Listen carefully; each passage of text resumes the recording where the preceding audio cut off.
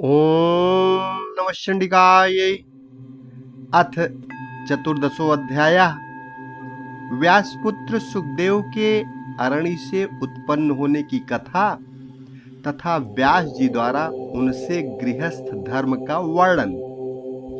सूत जी बोले, उस सुंदरी अतिशापांगी घृताची को देखकर व्यास जी बड़े असमंजस में पड़े और सोचने लगे कि यह देवकन्या अप्सरा मेरे योग्य नहीं है, अतः अब मैं क्या करूं। वह अप्सरा भी व्यास जी को चिंतित होता देखकर भयभीत हो गई कि कहीं ये मुझे शाप न दे दें। तत्पश्चात भय से व्याकुल वह अप्सरा एक सुकी का रूप धारण करके उड़ गई। व्यास जी उसे पक्षी के रूप में देखकर आश्चर्य में पड़ गए। उसे देखने मात्र से व्यास जी के शरीर में काम का संचार हो आया और प्रत्यंग में काम का प्रवेश हो जाने के कारण उनका मन अत्यंत विस्मय में पड़ गया। बड़ी धीरता के साथ मन को रोकने की चेष्टा करते हुए भी उस चंचल मन को वे व्यासमुनि वश में करने में समर्थ नहीं हुए। इस प्रकार घृताची द्वारा मोहित तेजस्वी व्यास जी का मन अनेक यत्न करने पर भी भावी संयोग के कारण उनके वश में न हो सका। इसी बीच अग्नि निकालने के लिए मंथन करते समय एकाएक उनका तेज उस अरणि पर गिर गया, किंतु उसके गिरने पर ध्यान न देकर वे अरणि मंथन करते रहे।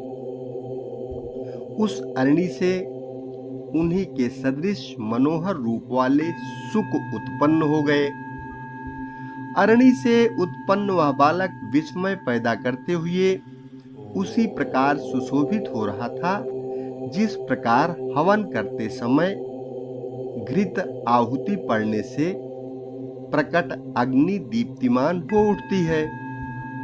उस पुत्र को देखकर यह क्या, ऐसा सोचकर व्यास जी अत्यंत विस्मय में पड़ गए और विचार करने लगे कि यह शिव के वरदान से ही तो उत्पन्न नहीं हुआ है। इस प्रकार अरणि गर्भ से उत्पन्न वह तेजस्वी पुत्र सुक अपने तेज से दूसरे अग्नि के तुल्य दैदीप्यमान प्रतीत हो रहा था। व्यास जी ने दिव्य देहधारी द्वितीय गारहपत्य अग्नि के समान तेजस्वी पुत्र को बड़ी प्रसन्नता से देखा और पर्वत से नीचे उतरकर गंगा जल से उसको नहलाया। हे तपस्वियों, उस समय आकाश से उस शिशु के ऊपर पुष्पों की वर्षा होने लगी। व्यास जी ने उस महात्मा शिशु का जातकर्म आदि संस्कार किया। उस समय देवताओं ने दुंदुभियां बजाईं तथा अप्सराओं ने नृत्य किया। उस बालक के दर्शन की लालसा वाले विश्वावसु, नारद, तुम्बुरु आदि सभी गंधर्वराज प्रसन्न होकर सुक के जन्म पर गान करने लगे।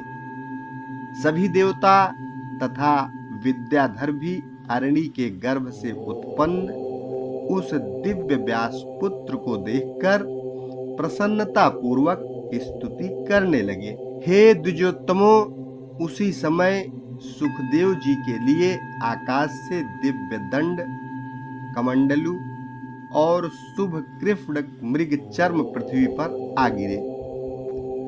उत्पन्न होते ही वह अति तेजस्वी शिशु शीघ्रता पूर्वक बड़ा हो गया।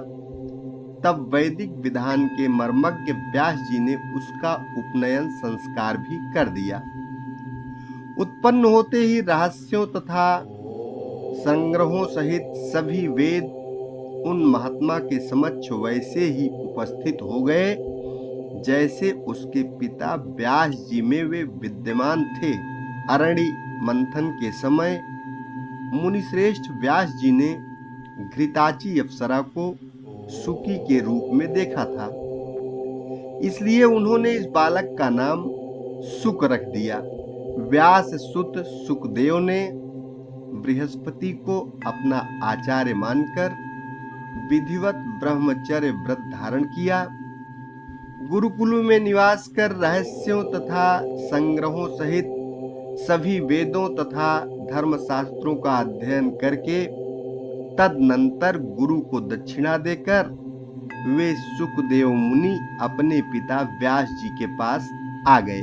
सुखदेव को आया देखकर व्यास जी ने शीघ्रता के साथ प्रसन्नता पूर्वक उठकर बारंबार उनका आलिंगन किया और उनका सिर सूंघा। परम पवित्र व्यास जी ने सुखदेव जी के कुशल क्षेम तथा अध्ययन के विषय में पूछा तथा उन्हें आश्वस्त करके अपने पावन आश्रम में रख लिया। तत्पश्चात व्यास जी सुखदेव जी के विवाह के विषय में सोचने लगे। एक दिन परम तेजस्वी व्यास जी ने सुखदेव जी से किसी सुंदर मुनि कन्या की चर्चा की। उन्होंने अपने पुत्र सुखदेव से कहा, हे पवित्रात्मन, तुमने वेद तथा सभी धर्मशास्त्रों का अध्ययन कर लिया है, अतः हे महामते, अब तुम विवाह कर लो और गृहस्थ आश्रम में रहकर देवताओं और पितरों का यजन करो। हे पुत्र, तुम सुंदर स्त्री को स्वीकार कर मुझे भी ऋण से मुक्त कर दो। अपुत्र की गति नहीं होती, उसे स्वर्ग कदापि नहीं मिलता। इसलिए हे महाभाग पुत्र, अब तुम गृहस्थ आश्रम में प्रवेश करो। और हे सुख, हे पुत्र, गृहस्थी बसाकर मुझे भी आनंदित करो। ऐसा करके हे महामते, हे पुत्र, तुम मेरी महान आशा परिपूर्ण करो। हे सुख, कठिन तपस्या करके मैंने तुम्हारे जैसा अयोनिज पुत्र पाया है। हे महाप्राज्ञ, तुम देवता रूप हो, अतः मुझ पिता की रक्षा करो। सूत जी बोले, हे ऋषियों, ऐसा कहने वाले व्यास जी के पास उपस्थित विरक्त सुखदेव जी ने गृहस्थ आश्रम में अनुरक्त अपने पिता से कहा। सुखदेव जी बोले, हे महामते, हे धर्मज्ञ, हे वेदव्यास, आप क्या कह रहे हैं? मुझ शिष्य को आप तत्व ज्ञान का उपदेश दें, मैं आपकी आज्ञा का पालन करूंगा। व्यास जी बोले, हे पुत्र, तुम्हारे लिए मैंने सैकड़ों वर्ष कष्ट सहकर जो तपस्या की और शिव जी की आराधना की, उसके फलस्वरूप मैंने तुम्हें पाया है। किसी राजा से मांगकर मैं तुम्हें प्रचुर धन दूंगा। हे महाप्राज्ञ, तुम श्रेष्ठ यौवन प्राप्त करके सुख का उपभोग करो। सुखदेव जी बोले, हे तात, आप बताएं कि इस मनुष्य लोक में भला विपत्ति रहित कौन सा सुख है? बुद्धिमान लोग दुख से युक्त सुख को सुख नहीं कहते हैं। हे महाभाग, स्त्री पाकर मैं उसी के बस में हो जाऊंगा, तब भला आप ही बताएं, परतंत्र होकर और विशेषतः स्त्री के बस में रहकर मैं कौन सा सुख पा सकूंगा? लौह या काष्ठ के फंदे में जकड़ा हुआ पुरुष कदाचित छूट भी सकता है, किंतु पुत्र कलत्र के बंधन में फंसा हुआ प्राणी कभी भी बंधन मुक्त नहीं हो पाता। यह शरीर विष्ठा एवं मूत्र से परिपूर्ण रहता है, वैसे ही स्त्रियों का शरीर भी होता है। हे विप्रेंद्र, तब कौन बुद्धिमान पुरुष उससे प्रीति करना चाहेगा? हे विप्र शिरोमणे, मैं अयोनिज हूं, तब योनि जन्य सुख में मेरी बुद्धि कैसे होगी?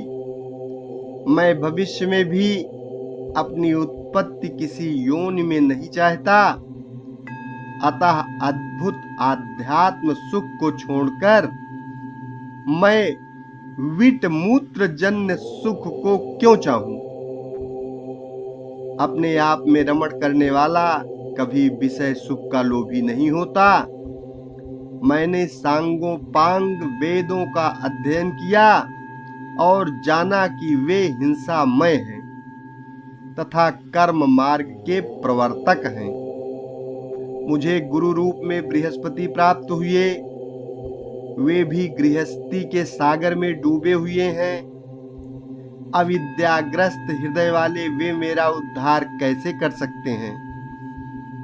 जैसे कोई रोगग्रस्त वैद्य दूसरे के रोग की चिकित्सा करता हो, उसी प्रकार मुझ मोक्षार्थी के गुरु गृहस्थ हैं।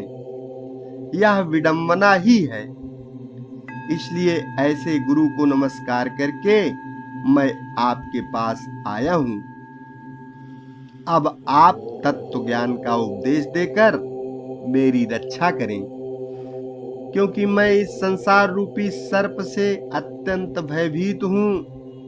इस महाभयंकर संसार चक्र में प्राणी मात्र को सर्वदा नक्षत्रों की भांति चक्कर काटना पड़ता है और सूर्य की भांति दिन रात उन्हें भी कभी विश्राम करने का अवसर नहीं मिलता। हे तात, इस संसार में आत्मज्ञान को छोड़कर कौन सा सुख है? मूढ़ जनों को सुख की वैसी ही प्रतीति होती है जैसे विष्ठा के कीड़ों को विष्ठा में होती है। वेद शास्त्रों को पढ़कर भी जो सांसारिक सुख में फंसे रहते हैं, भला उनसे बढ़कर मूर्ख और कौन होगा? उन्हें तो कुत्ते, घोड़े एवं सुअर आदि पशुओं के समान धर्म वाला समझना चाहिए। दुर्लभ मानव तन को पाकर तथा वेद शास्त्रों का अध्ययन करके भी यदि मनुष्य इस संसार में बंधता है, तो दूसरा भला कौन बंधन मुक्त हो सकता है? इससे बढ़कर संसार में कोई दूसरी अद्भुत बात नहीं है कि पुत्र, कलत्र और घर के बंधन में पड़ा हुआ भी पंडित कहलाता है। जो मनुष्य इस संसार में माया के सत्व, रज, तम रूपी तीनों गुणों से बांधा नहीं जाता है, वही विद्वान, बुद्धिमान एवं शास्त्र में पारंगत है। दृढ़ बंधन में डालने वाले व्यर्थ विद्या अध्ययन से क्या लाभ? उसी का अध्ययन करना चाहिए जो शीघ्र ही भव बंधन से मुक्त कर दे। पुरुष को बंधन में जकड़ लेने के कारण ही उसे गृह कहा गया है। अतः ऐसे बंधन रूप घर में सुख कहाँ? हे पिताजी, इसीलिए मैं भयभीत हूं। जो अज्ञानी, मंद बुद्धि तथा अभागे मनुष्य हैं, वे इस मानव जन्म को पाकर भी पुनः बंधन में पड़ जाते हैं। व्यास जी बोले, गृह बंधनागार नहीं है और न बंधन का कारण ही है।